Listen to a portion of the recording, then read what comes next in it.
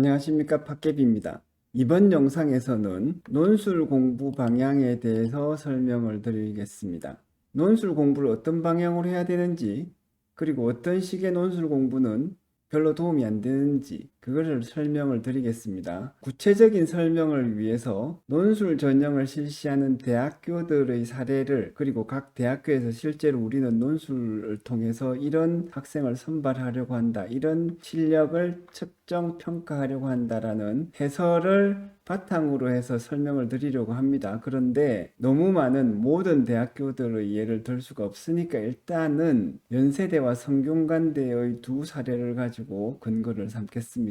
결과적으로 논술학원과 유튜브 논술 강의, 요거 믿지 마세요. 제가 논술학원과 유튜브 논술 강의를 최근에 살펴보다가 좀 충격을 받아서 이 영상을 만들게 되었습니다.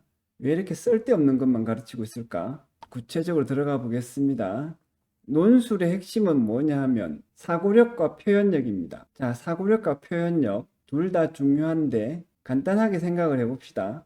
사고력과 표현력 중에서 둘 중에 하나만 고르라고 한다면 대학에서는 어느 것을 갈 것 같습니까? 사고력이 더 중요하겠죠. 글 잘 쓰는 학생과 사고력이 뛰어난 학생이 있다면 대학은 사고력이 뛰어난 학생을 고릅니다. 대학이 일반적으로 글 잘 쓰는 학생, 사고력은 별로 없는데 글만 잘 쓰는 학생, 이런 학생 필요 없어요. 국문과 하나만 있는 대학이 아니잖아요. 이공계 학생들이나 다종다양한 전공에서 학생들을 뽑아서 뭘 하겠습니까? 전공 분야에 대한 새로운 연구를 하고 학문을 발전시켜야 되는데 사고력이 필요한 겁니다. 논술 공부에서도 어떠냐면 뛰어난 사고력을 보여줘야 됩니다. 사고력이 뛰어나기만 하면 문장이 좀 나빠도 좋은 성적 얻을 수 있습니다. 요새는 아니지만 예전에 제가 논술 채점에 들어갔을 때도 실제로 그랬고, 주변에 평가하시는 다른 교수님들을 볼 때도 그분들과 이야기를 나눠봐도 똑같아요, 여러분.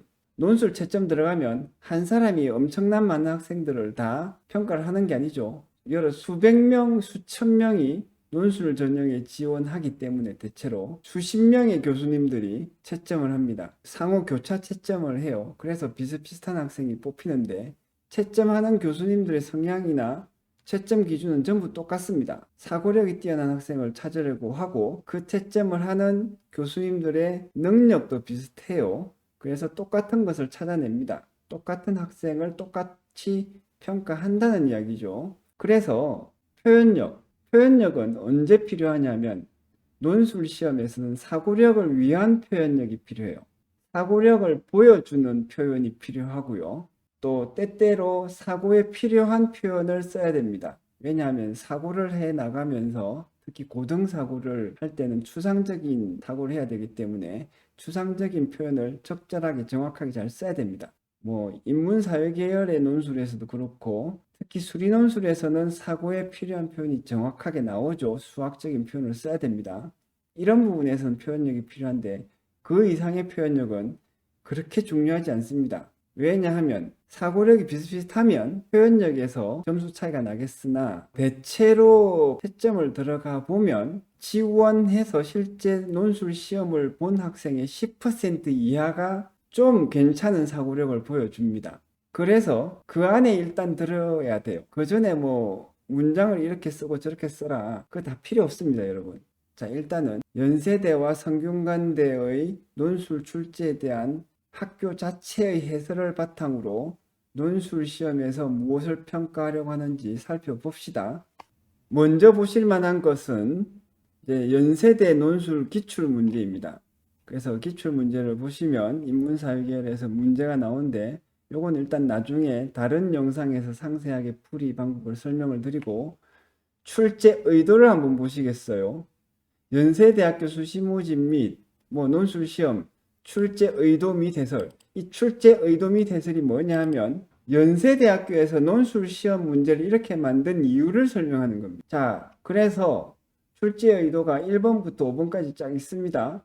이 1번부터 5번까지의 출제 의도 중에서 가장 중요한 게 어느 거겠습니까, 여러분? 당연히 1번이겠습니다. 자, 1번을 자세하게 보자면, 자, 1번의 문장에서 가장 중요한 말이 뭐겠습니까? 지문과 문제를 통해 수험생의 종합적인 사고 능력을 측정하려는 취지로 구성되었다. 종합적 사고 능력, 이게 가장 핵심입니다, 여러분. 연세대학교에서 연세대 논술 문제를 출제하면서 수험생의 종합적인 사고 능력을 측정하려고 해요. 자, 그러면 연세대 논술 시험을 보는 학생들은 공부를 어떻게 해야 된다? 어떤 수단과 방법을 통해서든지 종합적인 사고력을 키우려고 해야 돼요. 그런데 아까 말씀드린 것처럼 논술 학원이나 논술 유튜브 논술 강의 같은 걸 보면 종합적인 사고력을 키우는 설명은 안 되어 있습니다. 그래서 종합적인 사고력만 뛰어나면 문장 좀 못 써도 괜찮고요.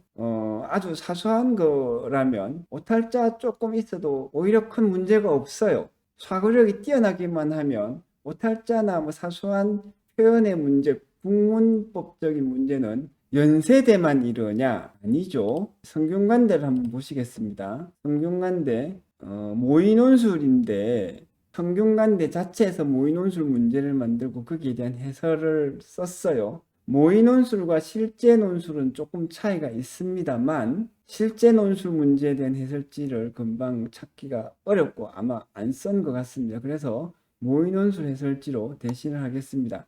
쭉 읽어보시면 모의논술 문제는 뭐라고 되어 있냐면 수험생이 자신의 창의성과 논리성을 잘 드러낼 수 있도록 출제하였다라고 되어 있습니다. 그리고 하나의 주제 하에서 분류, 요약, 평가, 자료 평가 등등의 논술, 논증 능력을 평가하려고 하는 것이죠. 그래서 다른 한편으로는 학습한 내용을 현실의 사회 문제와 연결시켜 사고할 수 있는지 그 사고력에 대한 평가가 있습니다. 그래서 이런 점들이 중요하고요. 여기 어떤 걸 보더라도 자, 문장을 잘 썼는지, 어법이 효과적인지, 문장이 미려한지 이런 거 평가하겠다고 하는 데가 한 군데도 없습니다. 그러니까 여러분들이 논술을 공부한다고 했는데 어떤 선생님이 학원에서든 유튜브에서든 하다못해 대학 교수가 나타나서 가르쳐 준다고 하더라도 글은 이렇게 써야 돼. 그러면서 이런 식의 용어는 쓰지 말고 저런 식의 용어를 잘 써야 돼. 이런 거를 가르쳐 주면서 딱 그것만 가르쳐 준다면 그런 논술 공부는 하시면 안 됩니다. 시간 낭비입니다, 여러분. 제가 이 영상을 만들면서 당장 만들어야겠다고 생각한 가장 중요한 이유가 여기 있어요. 여러분들이 정말 논술 공부에서 논술 시험에 합격하기 좋은 도움이 되는 공부를 하셔야 되는데 논술 과목에 특히 잘못된 공부 방법을 가르쳐 주는 학원들이나 선생님들이 많고 그걸 학생들이 배워요. 그리고 그 중에 일부는 논술 시험에 합격을 합니다. 왜 합격을 하냐 하면 제 경험을 통해서 보면 그 학생들이 원래 사고력이 좋아서 합격을 해요. 그럼에도 불구하고 그렇게 합격하는 학생들이 있으면 어떻게 되냐면 그렇게 논술을 배워서 합격을 했다. 그래서 자기들이 가르쳐주는 논술 방법이 논술 교육이 효과가 있다라고 포장을 합니다. 그리고 거기에 누구나 속을 수밖에 없어요. 왜냐하면 다른 기준이 없는데요. 다른 기준을 저처럼 설명해 준 사람이 별로 없을 겁니다. 그래서 여러분들이 특히 사교육 시장에 가서 논술을 배운다고 하면 다 그렇게 배워요. 그리고 다른 영상에서도 한번 설명을 드렸듯이 논술 교육에 대한 그런 수요가 분명히 있습니다. 왜 그러냐 하면 논술 시험을 보려는 학생들이 왜 본다? 많은 학생들의 경우에 제 경험으로 보면 평소에 수능 공부 열심히 해서 성적이 안 나오기 때문에 혹시나 요행을 바라고 내가 공부는 안 했지만 내가 공부는 안 해서 수능도 잘 못 보고 어차피 다른 능력은 없지만 논술은 혹시 잘 봐서 단순한 한 과목이니까 요거 잘 공부해서 3년 동안 공부 안 한 거를 메꿀 수 있지 않을까 이렇게 해서 오는 학생들이 많습니다. 그런 학생들이 매 학교마다 논술 전형에서 90%에 떨어져 나가는 학생들의 반 정도는 될 겁니다. 그런 학생들이 대부분은 그냥 답안지 대각선으로 쓱 읽어봐도 답이 나와요. 그냥 떨어져 나갑니다. 안 돼요. 안 돼야 되겠죠. 평소에 공부 안 하다가 성적 안 나와서 논술이라도 혹시나 해서 뭐 자기가 가고 싶은, 그러면서 다른 학생들은 합격하기 어려운 좋은 대학교에 가겠다, 그런 일이 있을 수가 없겠죠. 그래서 그럼에도 불구하고 그런 학생들이 학원에 가서 돈을 지불하고 논술 공부를 들으려고 하니까 그런 학생의 취향에 맞춰서 단편적인 공부를 시켜줍니다. 당장 요거 배우면 조금 글이 나아지는 것처럼 보이도록. 그리고 학생들이 그걸 원해요. 그래서 악순환이 일어나는데, 제가 이 영상을 통해서 여러분들한테 조금이라도 도움이 된다라면 어떤 점에서 도움이 될 거냐면, 그렇지 않은 학생, 정말 좀 제대로 충분히 오랫동안 시간을 들여서 제대로 공부하고 싶은 학생들은 정확한 정보를 바탕으로 제대로 된 공부 방향을 잡아서 불필요한 잘못된 공부를 하지 않을 수 있도록, 그렇게 되면은 이 영상이 정말 단 한 사람에게라도 도움이 될 거라고 저는 기대를 합니다. 그래서 이 영상을 만드는 것입니다. 정리를 해보겠습니다. 논술 공부의 핵심은 뭐다? 사고력과 표현력인데, 두 학교의 사례를 통해서 봤을 때 각 학교에서 원하는 방식이 뭐다? 사고력이 뛰어난 학생을 원하고 있습니다. 그래서 사고력을 키우는 공부를 하셔야지 논술을 제대로 공부하는 것이고 실제로 점수가 나와요. 자, 그래서 논술 공부는 어떻게 된다? 글 쓰는 방식만 가르치는 수업은 피하셔야 됩니다. 이런 용어는 쓰지 마라, 이런 말투는 피하라, 첫 문장은 이렇게 쓰라. 이거 절대 쓸데없는 설명입니다, 여러분.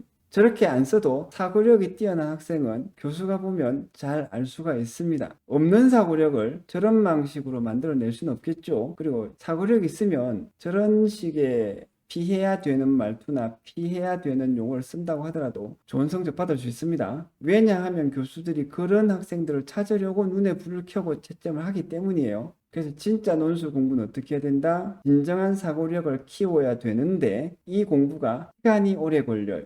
그래서 잘 생각해 보면 이게 당연한 겁니다. 왜냐하면 쉬운 공부를 짧게 해서 큰 능력을 얻을 수 없습니다. 만약에 많은 학생들이 쉬운 공부를 짧게 해서 큰 능력을 얻을 수 있으면 그건 변별력이 안 되거든요. 다른 전형이 생기건 하지 그 시험에서 어차피 여러분들이 원하는 그 학교에 합격은 안 됩니다. 그래서 유혹을 좀 떨치시고 정석적인 방식으로, 원칙에 의존해서 원칙적인 방식으로 일단은 공부를 하셔야 됩니다. 최종적으로 논술 시험 한 달 전 정도에 학교, 자기가 지망하는 학교의 논술 전형의 성향을 봐서 특화된 공부를 하시면은 그거는 도움이 되겠어요. 그런데 1년 정도를 공부를 한다고 봤을 때 이제 논술 공부는 근본적인 사고 능력을 키우는 훈련을 하셔야 됩니다. 자, 그 훈련을 어떻게 해야 되는지는 별도 영상에서 설명을 드릴 겁니다. 이 영상이 논술 공부를 하는 시청자들에게만 도움이 되실 것 같은데, 아니면 그런 후배나 자녀를 두신 분들에게도 도움이 되실 거라고 생각을 합니다. 어쨌든 도움이 되셨다면 좋아요와 구독 버튼을 눌러주시면 감사하겠습니다. 감사합니다.